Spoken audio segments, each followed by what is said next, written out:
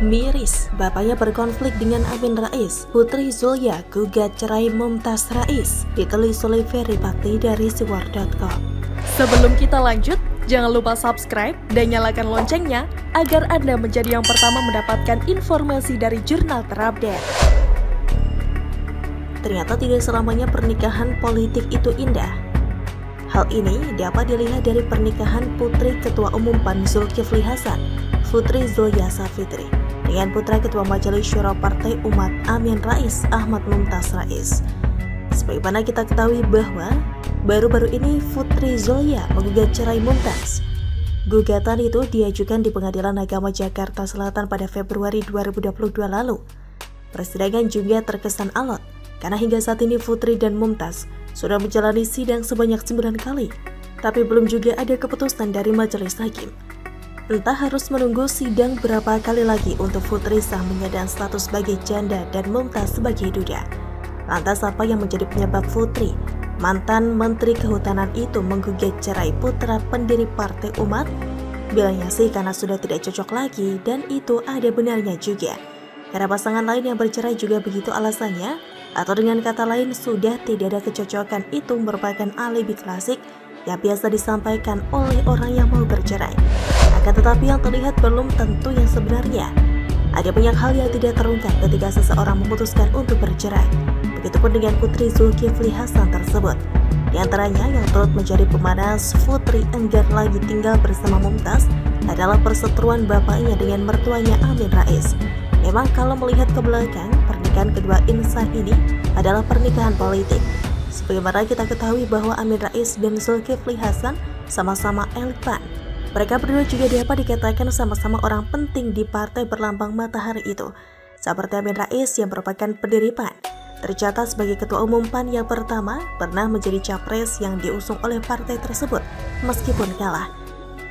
Ia juga terpilih jadi ketua MPR periode tahun 1999 sampai 2004 yang secara tidak langsung turut mengenalkan PAN ke publik.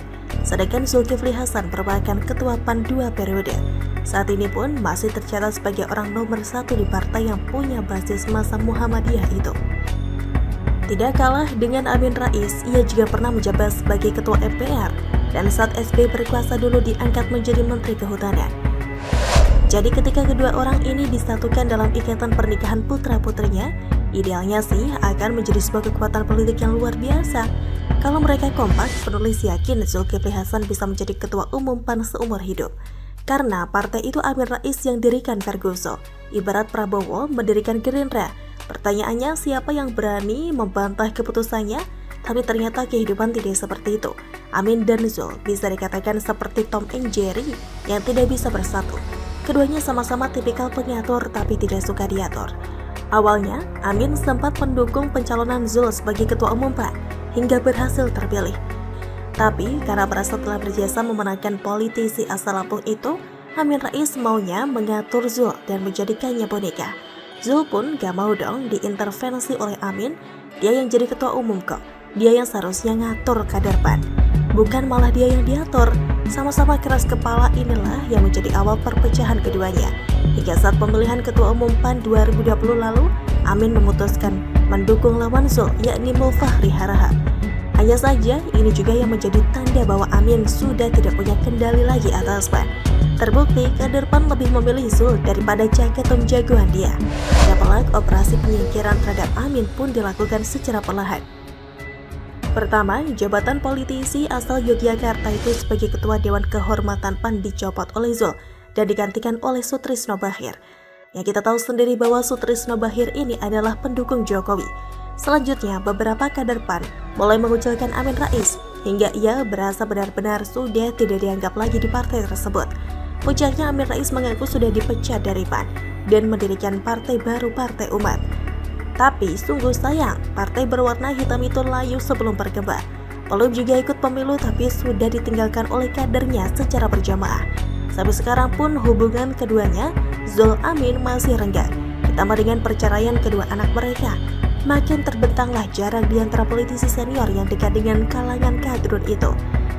Kesimpulannya, pernikahan dicampur politik ternyata memang rawan untuk menjadi retak seribu. Bagaimana menurut Anda? masyarakat sudah cerdas. Kembali Haikal Hasan si provokator ditolak warga Siantarman, ditulis oleh Mr. Naibaho dari siwar.com. Sebelum kita lanjut, jangan lupa subscribe dan nyalakan loncengnya agar Anda menjadi yang pertama mendapatkan informasi dari jurnal terupdate. Hasil riset tahun 2018 masih menetapkan kota Pemantang Siantar bertengger di posisi 3 besar kota dengan tingkat toleransi tertinggi di Indonesia versi Setara Institute. Namun 2 tahun ini posisi Pemantang Siantar merosot. Di tahun 2021 hasil riset Setara Institute tidak ada lagi menempatkan nama kota Pemantang Siantar di 10 kota paling toleran. Apa sebabnya? Ternyata setelah saya telusuri banyak sebab mengapa kota Pemantang Siantar, tempat saya pernah menimba ilmu di seminari menengah Pemantang Siantar ini terkikis rasa toleransinya. Pelan-pelan hingga terlempar bahkan dari 10 besar kota paling toleran di Indonesia, di mana tahun 2015 masih menyandang peringkat 1 kota paling toleran, turun ke peringkat 2 di tahun berikutnya, hingga terlempar di tahun 2021 ini dari posisi 10 besar kota paling toleran. Pertama, regulasi sosial yang mengharuskan masyarakat jadi terbelah dan terjadi sekat-sekat akibat bergulirnya pilkada yang mengedepankan politik identitas. Di mana nyata, kita lihat bagaimana di Pemantang Siantar dan Kota Medan terjadi pemilihan sosok pemimpin daerah yang mengedepankan dan menonjolkan pemilihan berdasarkan agama, suku, dan warna kulit. Seharusnya itu tidak perlu terjadi. Namun nyata kita lihat bagaimana masifnya politik identitas dan politik uang. Kedua tentunya kriminalisasi tenaga kesehatan atau nakes RSUD Jasmen Saragi Pemantang Siantar menjadi kasus fatal yang mengurangi nilai toleransi. Masih ingatkan ceritanya? Ya, 4 tenaga kesehatan atau nakes di Rumah Sakit Umum Daerah atau RSUD Kota Pemantang Siantar dijadikan tersangka karena memandikan jenazah perempuan yang merupakan pasien COVID-19 bernama Zakiyah 50 tahun, warga Kabupaten Simalungun. Mereka adalah DAAY, ESPS, RS, dan REP. 2 di antara tersangka tersebut diketahui sebagai perawat. Polisi menetapkan mereka tersangka pada 25 November 2020 atas laporan Fauzi Munte, suami Zakiyah. Dasar pelaporan, proses pemandian jenazah yang menurut suami si korban tidak sesuai dengan akidah agamanya. Proses fardu kifayah jenazah berseberangan dengan agama. Maka 4 pria yang melakukan tugasnya di rumah sakit tersebut dilaporkan ke polisi dan berbuntut panjang hingga bisa disebut kriminalisasi nakes terhadap akidah. Nah, tidak selesai sampai di situ, baru-baru ini kita dihebohkan dengan aksi seorang wanita rider inisial FAM 28 tahun yang dengan kecepatan tinggi langsung mengarahkan kendaraannya ke markas Polres Pemantang Siantar dan menubrukkan kendaraannya ke pintu masuk ruang SPKT hingga mengakibatkan pintu dan dinding kaca ruangan pecah. Beruntung tidak ada korban jiwa dan beruntung si wanita rider ini hanya membawa sepeda motornya. Coba kalau disisipi bom, tak terkatakan selanjutnya akan jadi apa bukan? Beruntung tidak ada korban jiwa dan motif warga Jalan Hok Salamuddin, RT 0, Siantar Estate, Siantar Simalungun ini melakukan aksinya karena depresi dan masalah rumah tangga, di mana diketahui sudah cerai 2 kali dan suami kedua minta rujuk kembali, namun memiliki pemahaman agama yang agak berbeda. Itulah serentetan akar masalah yang membuat wajah Pemantang Siantar makin jauh dari senyum toleransi dan wajah kota selamat datang perbedaan. Pemantang Siantar yang dulunya akrab akan perbedaan, menjadikan perbedaan adalah sesuatu yang lumrah dan biasa. Duduk manis di kedai, di warung kopi, berjalan bergandengan yang berjilbab dengan yang berkerudung ala suster, bercadar yang kala berjalan bersama ke pajak koras. Sepertinya tidak tampak lagi, yang tampak adalah sekat dan perbedaan. Etnosentrisme, menganggap salah satu agama paling superior dari agama lain, menjadikan masyarakat Siantar tidak ramah lagi seperti dulu. Namun sekarang warga Siantar sudah mulai sadar bahwa kota mereka sudah bukan lagi kota yang toleran, maka mulai berbenah dengan tidak mau menerima kedatangan seorang penceramah yang juga ugal-ugalan.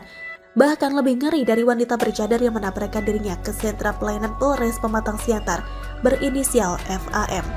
Selain suka berceramah agama yang menyimpang, orang yang mengaku ustadz ini juga sering menjadi provokatornya pemerintah. Sudah sekian banyak fakta dan bukti bahwa si Haikal Hasan ini adalah provokator, namun sampai sekarang tidak tersentuh oleh hukum. Namun akhirnya hukum alam berlaku untuk si Haikal Hasan ini, kebal terhadap hukum di negeri ini.